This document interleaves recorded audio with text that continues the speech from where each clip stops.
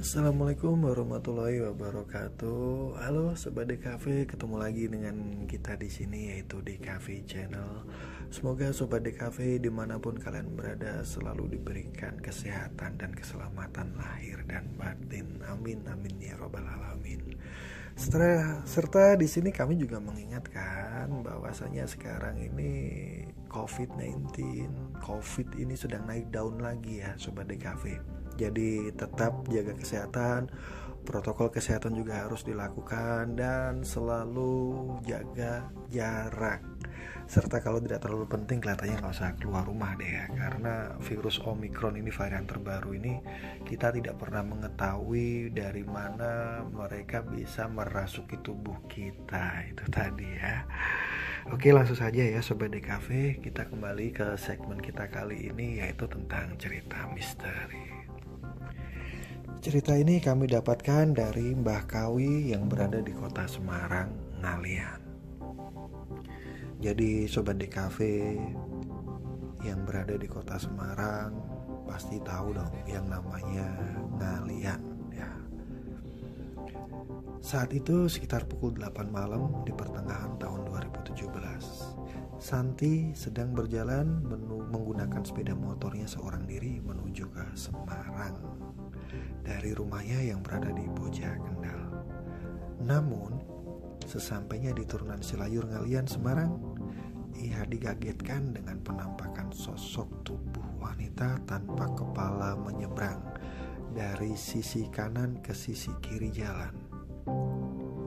Ya, Santi pun tercengang dan menghentikan motornya sesaat, memandang serta memastikan sosok wanita tersebut dengan rasa ketakutan. Sekilas adalah kisah menyeramkan yang diceritakan oleh Kawiyatun atau Mbah Kawi, warga Pengilon, Ngalian, Semarang, tentang keponakannya Santi yang pernah mengalami kejadian mistis di turunan Silayur. Menurut Mbah Kawi, awalnya Santi tidak memiliki firasat apapun sebelum pergi dari rumah. Ia hanya merasa aneh karena di waktu yang belum begitu malam, jalanan terasa sangat sepi dan tidak ada sesiapapun yang melintas. Setelah dia tidak sengaja melihat sosok tersebut, dia datang ke rumah lalu cerita sambil menangis, kata Mbah Kawi kepada kami. Menurut Mbah Kawi, turunan Silayur memang dikenal sebagai salah satu lokasi yang angker. Tidak jarang kejadian mistis yang mengerikan sering terjadi di tempat tersebut, seperti kemunculan sosok tubuh wanita tanpa kepala ini. Orang-orang percaya sosok wanita tanpa kepala itu adalah si Ranem, kata Mbah Kawi. Diceritakan, menurut masyarakat, Ranem adalah nama seorang wanita yang dulunya tewas dibunuh dan jasadnya ditemukan di sekitar turunan tersebut. Ia ditemukan dalam kondisi dimutilasi dengan kepala terpotong dari tubuhnya. Kejadian itu di tahun 80-an. Sampai saat ini hantunya kadang masih memunculkan diri ke pengguna jalan yang melintas, kata Mbah Kawi yang memiliki warung makan nasi belut. Tidak hanya itu, turunan yang berjarak sekitar 200 meter dari perumahan Permatapuri Semarang itu memang dikenal sebagai turunan maut. Banyak sekali insiden kecelakaan yang merenggut korban jiwa terjadi di turunan tersebut. Selain itu, adanya 2 pohon randu besar di ujung bawah turunan menambah kengerian pengendara yang melintas di saat malam hari. Misteri Ranem, sosok wanita tanpa kepala di turunan Silayur Ngalian Semarang. Sosok hantu wanita tanpa kepala yang sering muncul di turunan jalan Silayur Ngalian Semarang memang bukan lagi rahasia umum. Kemunculannya yang tidak bisa diprediksi selalu membuat kaget pengendara motor ataupun mobil yang apes melihatnya saat melintas. Warga sekitar meyakini sosok tersebut adalah wanita yang bernama Ranem. Menurut cerita, Ranem adalah seorang wanita muda berparas cantik asal kota Solo, Jawa Tengah. Sayangnya, nasib mujur tidak berpihak kepada kehidupan Ranem yang membuatnya hijrah ke Semarang dan bekerja sebagai seorang PSK di lokalisasi tersohor di kota Semarang. Tak berapa lama tinggal di Semarang karena kecantikannya, kepopuleran Ranem merangkak naik bak selebriti. Hingga pada suatu malam pertengahan tahun 80-an, tepat beberapa minggu sebelum Lebaran, terjadi petaka yang mengakhiri hidup Ranem. Karena jadi rebutan, dia justru dibunuh, kepalanya dipotong dan jasadnya dibuang di sungai dekat Silayur, kata Mbah Kawi. Bahkan saat itu jasad Ranem sempat tidak diketahui oleh warga hingga darahnya mencemari sungai yang biasa digunakan oleh warga. Zaman dulu belum terlalu banyak sumur, masih ambil dari sungai. Baru saat itu ada yang menyadari kalau airnya terasa amis. Setelah ditelusuri ditemukan jasad Ranem dengan kepala yang terpotong, katanya. Pembunuh Ranem pun saat itu sudah tertangkap dan menjalani hukuman. Namun sayang, arwah penasaran Ranem masih tetap penasaran hingga saat ini. Tak jarang sosoknya sering terlihat berdiri di pinggir turunan di malam hari, menguak sisi mistis di Jalan Prof. Dr. Hamka Ngalian Semarang. Sudah menjadi pembicaraan umum tentang Jalan Prof. Dr. Hamka seputar Ngalian Semarang. Pasalnya, menurut warga sekitar dinilai angker. Benar atau tidaknya, kami sendiri melakukan investigasi langsung dalam pembicaraan tersebut. Memang rasanya mengerikan membahas mistis kecelakaan yang terjadi di sekitar Ngalian tersebut. Kenyataannya, banyak sekali korban yang meninggal sekitar daerah tersebut. Mungkin berawal dari banyaknya kejadian yang menewaskan orang pengendara roda 2 maupun roda 4 oleh masyarakat mengaitkan dengan hal mistis. Padahal dari itu harus diselidiki terlebih dahulu untuk meminimalisir akan adanya fitnah yang berkembang di masyarakat.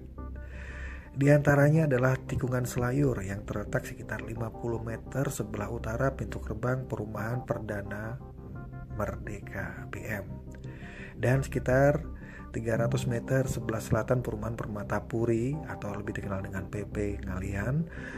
Karena setiap hari ramai, apalagi momen Lebaran, jalan tersebut ramai dilalui daerah seperti Jakarta, Semarang maupun tujuan Yogyakarta dan menghubungkan Ngalian Boja. Ini sempat macet karena jalanan sedikit berbelok, ditambah aspal jalan yang ada berlubang membuat pengendara lebih harus berhati-hati. Mungkin dari situ jalan sedikit macet. Banyaknya berbagai kejadian yang terjadi di daerah tersebut. Menurut penuturan masyarakat bahwa sekitar daerah tersebut kadang melihat sosok wanita tanpa kepala, sesosok ular yang panjang, kuntilanak berkeliaran setiap malam Jumat, dan masih banyak lagi kejadian aneh yang dituturkan oleh masyarakat sekitar. Ya, secara logika sehat seakan perkembangan zaman sekarang tidaklah mungkin karena bukan zamannya lagi berbau mistis. Tetapi kita tidak bisa memungkiri bahwa adat dan pengakuan masyarakat benar akan kejadian tersebut. Menurut penuturan Mbah Kena, warga yang tinggal di perumahan PM menceritakan dulu sekitar tahun 2000-an ada sosok perempuan yang dibuang di depan perumahan PM. Yang menurutnya korban tersebut dimutilasi, dibungkus dengan karung, terikat rapi dan rapat dengan tali. Menurutnya barang bekas yang sudah tidak dipakai lama. Karena Mbah Kena sendiri tidak pernah menaruh barang-barang bekas apalagi ditaruh di depan rumahnya. Kecurigaan dan rasa penasaran pun muncul ketika dibuka karung tersebut. Ternyata beberapa anggota tubuh yang sudah dipotong-potong alias dimutilasi. Dan korban tersebut bernama Rayem asli Wonogiri yang bekerja sebagai pekerja seks komersial atau PSK yang biasa mangkal di lokasi Kalibanteng, Semarang menurut penuturannya. Dia dibunuh dan dipotong-potong bagian tubuhnya lalu dibuang di pohon randu dengan dibungkus karung tadi. Entah kepalanya tidak ada, mungkin dipotong atau dibuang ke tempat lain. Warga sekitar sudah menarik kesimpulan bahwa setiap ada kecelakaan hari Jumat pasti akan meninggal. Tutur Gilang warga sekitar. Dan ada hal yang menarik menurut pengakuan warga bahwa depan kampus 2 IAIN ialah pintunya, sedangkan Gang Selayur adalah istananya. Pasalnya, depan kampus 2 IAIN dan Jalan Selayur adalah saling berkaitan.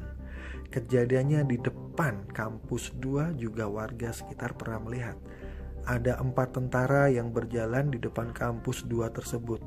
Dan Mas Salim menambahkan bahwa di depan kampus 2 ular besar yang hendak menyeberang jalan, tetapi ular besar itu tidak jadi menyeberang. Tidak tahu alasannya kenapa.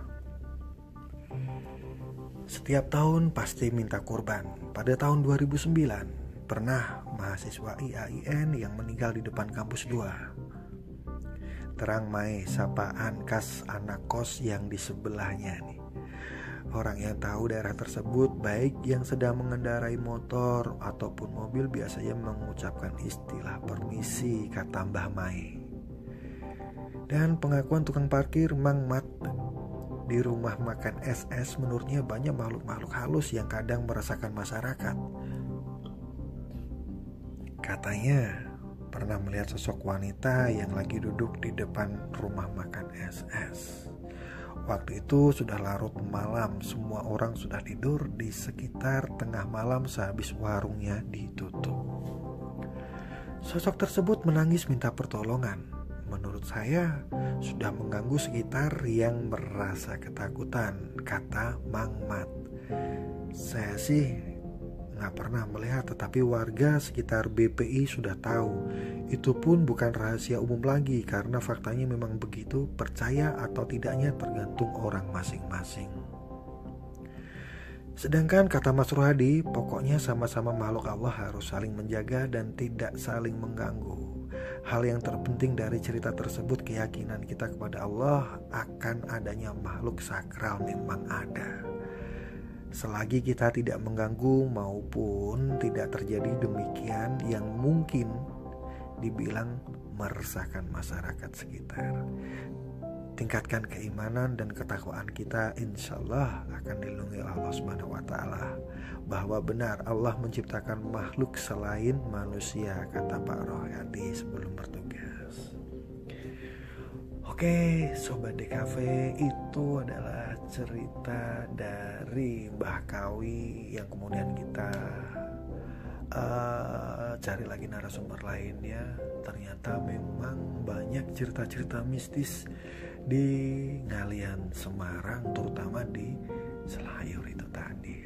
Jadi untuk Sobat DKV, apabila Sobat DKV berada di kota Semarang dan secara kebetulan nih berada di area Ngalian, ya setidaknya kita, kalau orang Jawa bilang ya ulu salam ya. Tetapi yang pasti kembali lagi, kita ini makhluk Tuhan, dan yang pastinya kita harus berserah diri kepada Tuhan yang Maha Esa. Itu tadi. Oke Sobat DKV, sekian dulu segmen kali ini. Kita pastinya akan memberikan cerita yang lebih menarik lagi di episode segmen berikutnya. Jangan lupa like, share, comment, and subscribe tentunya ya. Sementara itu dulu, wabillahi taufiq wal hidayah. Wassalamualaikum warahmatullahi wabarakatuh.